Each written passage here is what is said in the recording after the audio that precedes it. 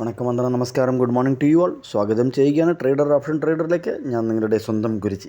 ഞാനൊരു SEBI register adviser അല്ല, അതുകൊണ്ട് തന്നെ വീഡിയോയിൽ പറയുന്ന കാര്യങ്ങൾ സ്റ്റഡി പർപ്പസിനായിട്ട് യൂസ് ചെയ്യുക. വീഡിയോ റെക്കോർഡ് ചെയ്യുന്ന ദിവസം 11-ാം തീയതി ഡിസംബർ മാസം 2025 രാവിലെ 7:17 ആയിട്ടുണ്ട്. ഇന്നലെ നമ്മൾ രണ്ട് കാര്യം പറഞ്ഞിരുന്നു. ഒന്ന് POC, വേറൊന്ന് റൊട്ടേഷൻ. ഈ റൊട്ടേഷൻ അതായത് നമ്മൾ ഡയറക്ഷൻ പറയാറില്ല. ഡയറക്ഷൻ പറഞ്ഞു കഴിഞ്ഞാൽ അവിടെ ഇമോഷനുണ്ട്, അത് പ്രതീക്ഷിച്ച ആൾക്കാരിരിക്കും. അതുകൊണ്ട് തന്നെ ഡയറക്ഷൻ പറയാറില്ല.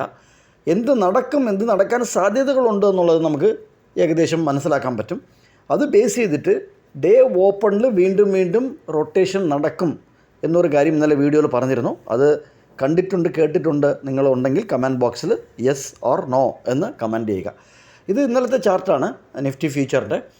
ഇതുകൊണ്ട് 9:15 ഓപ്പണായ നിഫ്റ്റി ഫ്യൂച്ചർ മുകളിലോട്ട് പോയി വീണ്ടും ഡേ ഓപ്പണിൽ എത്ര മണിക്ക് വന്നു? 10:45 10:45 ശേഷം ഏകദേശം 1.5 മണിക്കൂർ അടുപ്പിച്ച് ഡേ ഓപ്പണിൻ്റെ അടുത്ത് തന്നെ റൊട്ടേഷൻ 12-12:15 വരയ്ക്കും ഡേ ഓപ്പണിന് തന്നെ അടുത്ത് തന്നെ റൊട്ടേഷനായി. മീൻസ് അതിൻ്റെ അടുത്ത് തന്നെ ഇങ്ങനെ ചെറിയ ക്യാൻഡിലൊക്കെ ഇട്ട് 15 മിനിറ്റിൻ്റെ ക്യാൻഡിലാണ് ഇങ്ങനെ ഇട്ട് അവിടെ തന്നെ നിന്നു. എന്നിട്ട് വീണ്ടും ഒരു നല്ലൊരു ഒരു താഴോട്ടുള്ളൊരു മൂവ് 12:30 കിട്ടി.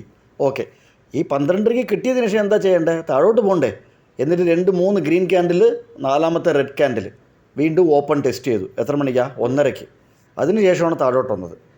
സോ ഇതേപോലത്തെ ന്യൂവാൻസസ്, ഇതേപോലത്തെ കാര്യങ്ങൾ മാർക്കറ്റ് പ്രൊഫൈൽ നമുക്ക് നല്ല രീതിയിൽ പറഞ്ഞു തരും.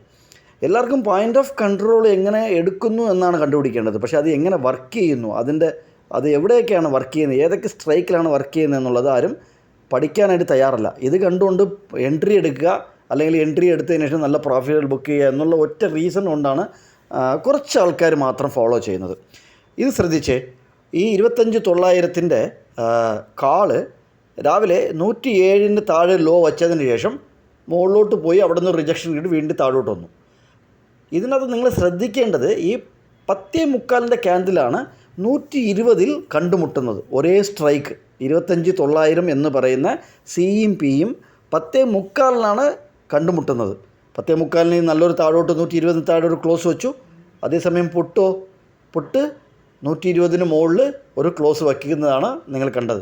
അതിനുശേഷം 120 താഴെ വന്നിട്ടില്ല, മുകളിലോട്ട് തന്നെയാണ് ഒരു ട്രേഡ് പോയിക്കൊണ്ടിരിക്കുന്നത്.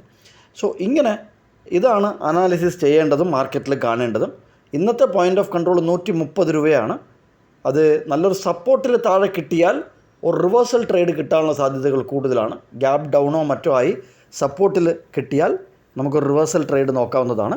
വീണ്ടും ഒരു വീഡിയോയിൽ കണ്ടുമുട്ടാം. കണ്ടതിൽ നന്ദി, നമസ്കാരം. Thank you very much.